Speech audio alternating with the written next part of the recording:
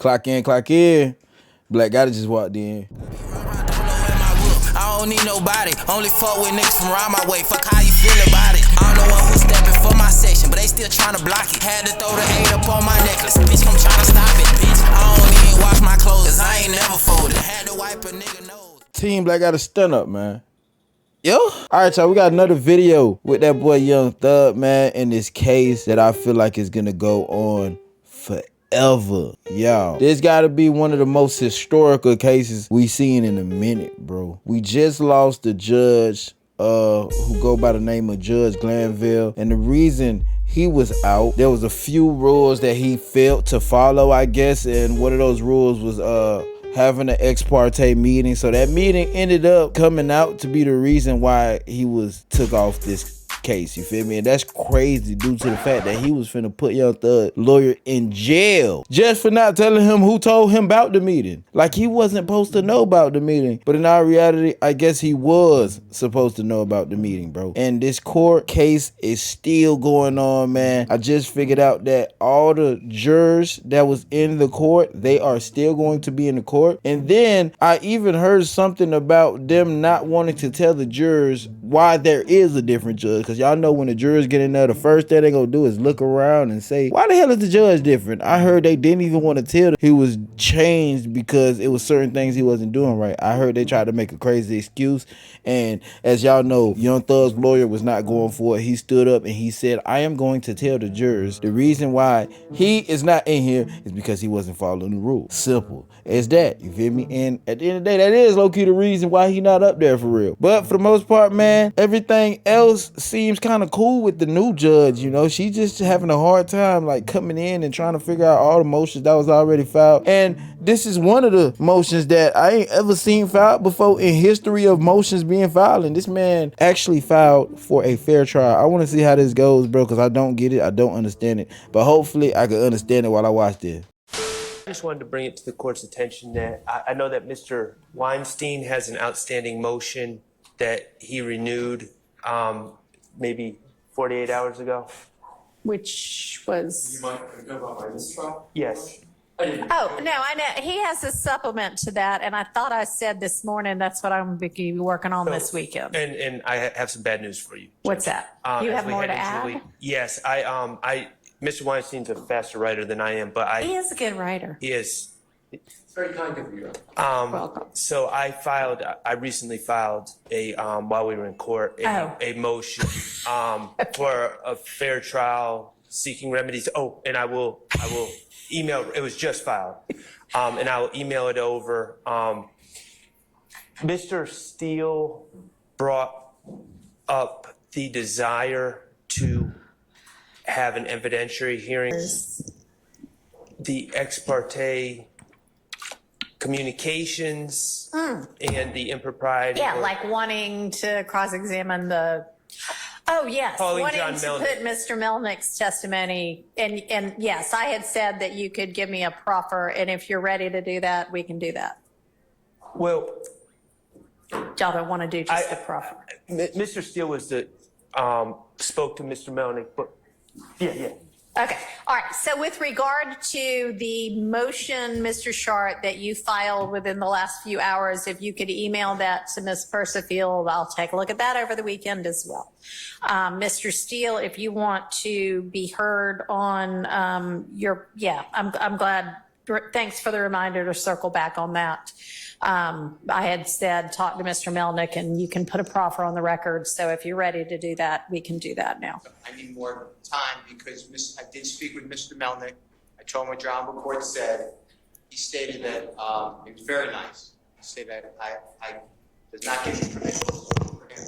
I'd like to address the court himself. Okay. That's what he told me. So I can't make a proffer because I don't have the information. I have him under subpoena, like I told you. Okay. What do you have him under subpoena for? When? 2-hour call. 2-hour call. Okay. Well, can you proffer to me? I know you can't say, here's what he would say, but how about tell me why it is that you think this is something relevant to this trial at this stage, considering that Judge Glanville has already been recused. And maybe y'all want me to, I mean, I have not finished reading all of the material and all of the case law, so I don't know what my decision is going to be on the supplemented motion for mistrial that Mr. Weinstein filed on behalf of Mr. Kendrick. Do y'all want, I mean, I will rule this weekend. Do you want to wait and see what that is?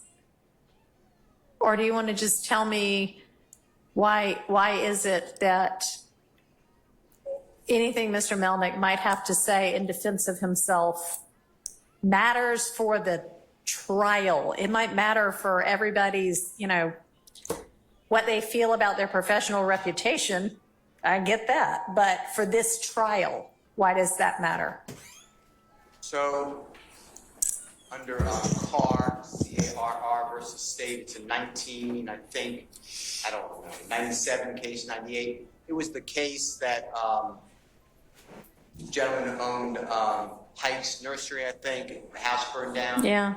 There's great language in there about prosecutorial duties. All right. And it talks about that the prosecutors need to, they carry the burden. They can charge people. They could ruin people's lives just by the charge. And they have a duty to the public to be open and candid. Sure. So, and all lawyers do, but especially prosecutors. And Mr. Melnick, I know this because he did say this, and that's why he wants to address you, because he was not mad at me. He said he needs to have it on the record himself, because he said that what the state was saying is not accurate. Okay. And I think that goes into your analysis of why there was a meeting in the first place. I don't think that it was appropriate, like, and I'm not picking on anybody, but like the Honorable Judge Krause said, if I was going to ask this Honorable Court for an ex parte meeting, I believe that the way I always have it is there's a buffer. You have somebody say, what is it about? Yeah. I tell you, and I have to be candid. And if I'm not, in hindsight, you would probably, I assume, or any court would tell me, you had no right to do that because you got it with false pretense. Okay. Mr. Melnick is going to say that what Adrian Love said to the judge is just patently not true. Via emails, her description of the emails is untrue. And there's no way to say that's inadvertent, because she said that on Friday the 7th versus Monday the 10th, she kept talking about these emails and she changes her statement. So anyway, I believe that it's... All right, well, the best evidence of that would be, I'm sorry, I didn't mean to interrupt you, but just somebody give me the emails. I did. I put it in my motion that I filed when I found out this Honorable Court was the court. And I forget what I titled, I can find out for you. But Okay, I'll go back and look at those. it was a motion that had two parts to it. And it said, you know, I really don't want, and I told you, I don't want a mistrial. I just want to make it right. And I want the record to be good. So anyway, Mr. Melnick is going to take to task, and you make a credibility determination, Adrian Love, John Melnick's statements. He also... You want to play? Let's play. Also adds that he states that he and his client, and he did not tell me, I said I don't want to know because it's attorney-client privilege, but he's going to work on it. He said, I assume that's a waiver. I'm assuming that with his client. He's saying that what Ms. Hilton said to the court and by both courts is not accurate also. All right. Then I have information that there's an off, so it's not in the transcript. So Mr. Weaver is either not there or definitely not reporting it, that Mr. Copeland did talk about the killing of Donovan Thomas, that is not on the transcript. And that would be either Brady, if it's an inconsistency. So wait, so that I understand what you mean. You are saying that you have reason to believe that in the June 10th ex parte meeting, once Mr. Copeland was a part of that he talked about the killing of Nutt at a time when Judge Glanville was in the room? Because there were definitely two different portions where at one point he and Ms. Bumpus talked privately, which obviously nobody recorded because the court, at least the record reflects the court reporter and the court and whomever left the chambers so that they could talk privately. So it's entirely possible he talked to her about that. That wouldn't be on the record, and it shouldn't be on the record. Nobody else heard it. And then there was another portion where I believe the court left so that I don't know if it was you, Miss Hilton, or I think Miss Hilton, Miss Bumpus, and Mr. Copeland could talk together. That's the part I'm talking about. So it's not privileged. Okay. All right. That there was substantive conversation about the killing of Mr. Copeland. Okay. So And Miss Hilton. hang on. I'm jotting some notes for myself. Give me just a second.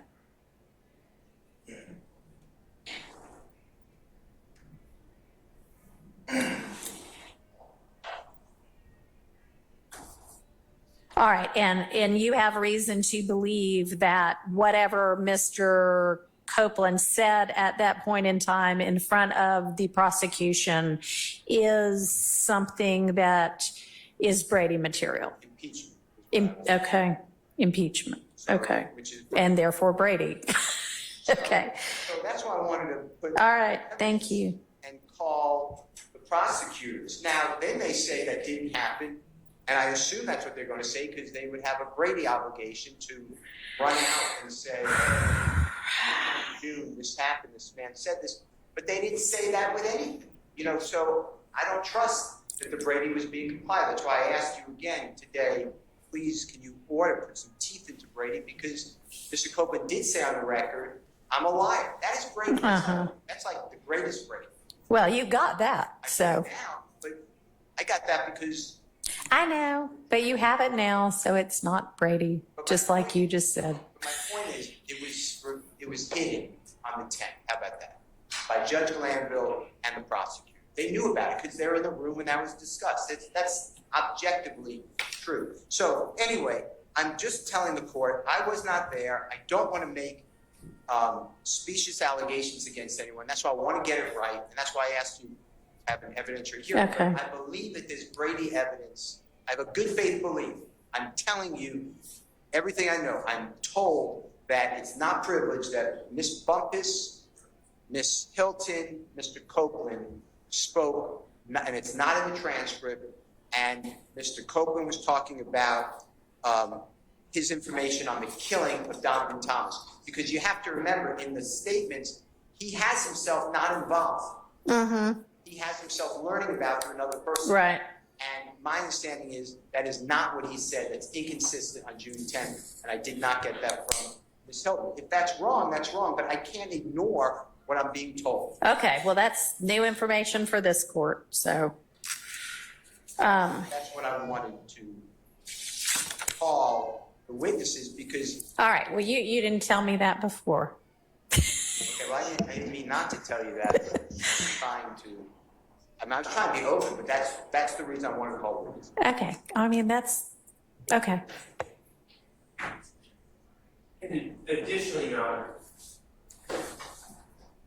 Yes.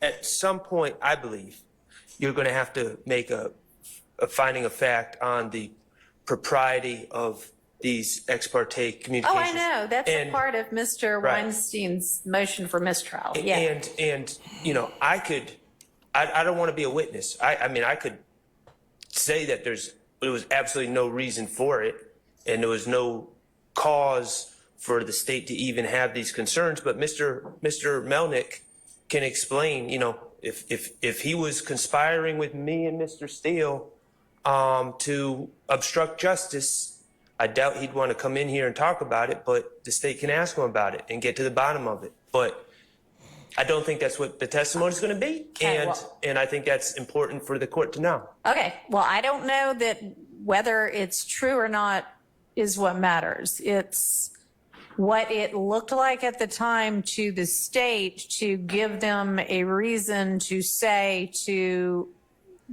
Judge Glanville, we have some concerns. We might like to talk to you about it. Just heads up, we're going to do some research. We'll get back to you.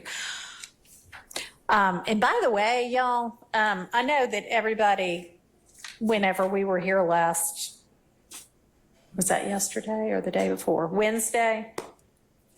So Tuesday, I gave y'all the transcript from the 7th. And Wednesday, a couple of people made some statements about, oh my gosh, now lo and behold, we find out there's been yet another ex parte we never ever knew about.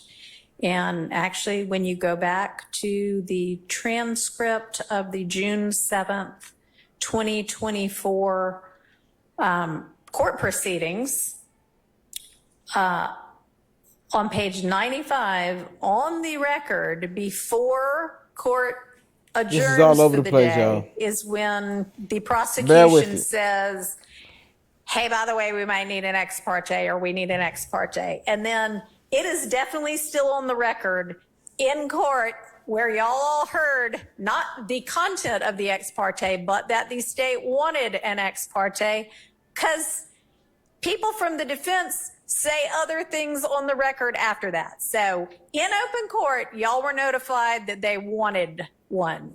So, I mean, it's not quite the salacious revelation that y'all made it out to be. Can I respond to that? Yes. So,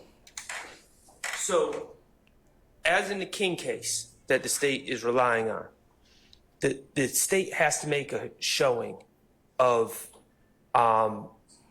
necessity for public, the necessity for the public interest for the for immunity to be granted by the court. Okay. And I was under the impression, I think a very reasonable deduction was that they were simply going back there. And I agree, they did announce an open court and we didn't know the substance, but I think a fair, reasonable deduction would be that they were going back there to present the basis for granting Okay. immunity. Little did we know that they had already done that and they were going back there to have that other Something conversation. else. So Okay. that's Okay. Yeah, I mean, I know y'all didn't know the substance of it, but And wrapping back around to that. yeah. I don't know if there was, but I'm assuming that under the King case, since it wasn't, I guess, that afternoon of the 7th, maybe it was prior to that, maybe it was in the morning, maybe it was the afternoon of the 6th, but at some point under King, there would have been some type of an ex parte meeting where the state presented the reason that they needed that immunity. I don't know if that was done on the record, if there was a transcript of that, but if there was, we have not received that either. Well, there better not be anything else that Well, how did they occurred get, as a meeting, because I told everybody on Tuesday, stand up and tell me anything there is. Did y'all do anything beyond a motion to get the immunity order for Mr. Copeland? No. Okay, So we submitted a motion. right. And they have a copy of that, and that's, Right. all right, Right. okay, That was, okay.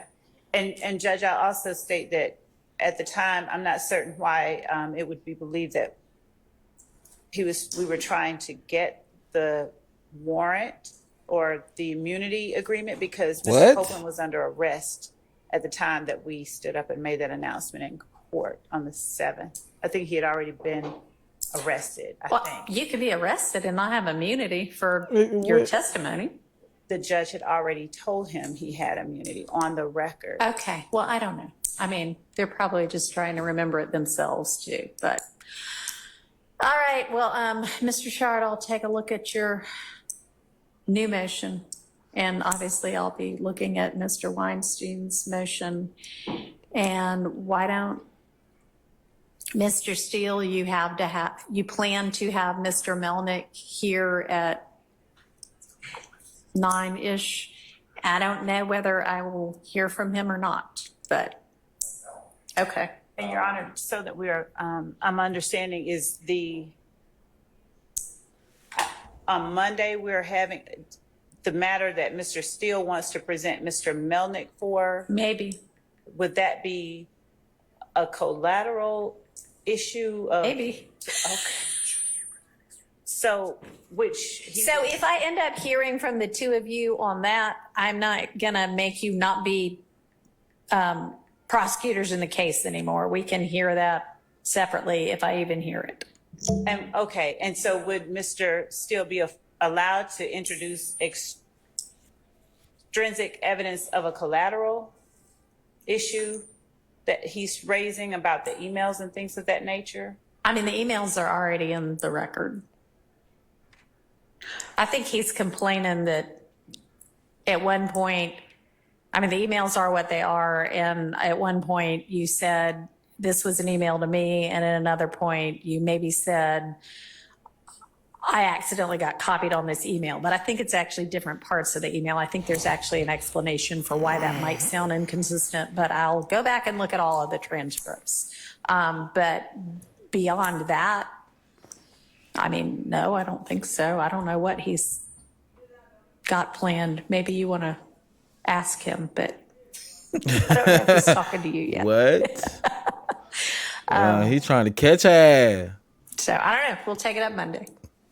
All right. One last thing, Your Honor.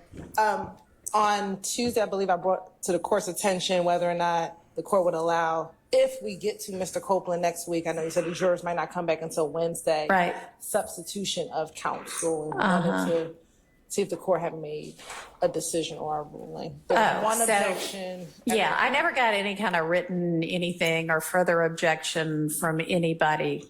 So I think there's just the one objection that I didn't get a real good reason for. Okay. Yes, there may be a substitution if we end up examining him while you were gone. Thank you, Mr. Weinstein. Depending on if Mr. Melnick gets to speak or not, bro, state might be cooked, bro. Just to follow up on the case, y'all let me know how y'all feel about it in the comment section. Bring my bread right now. Bring my money, nigga. Bring my bread right now.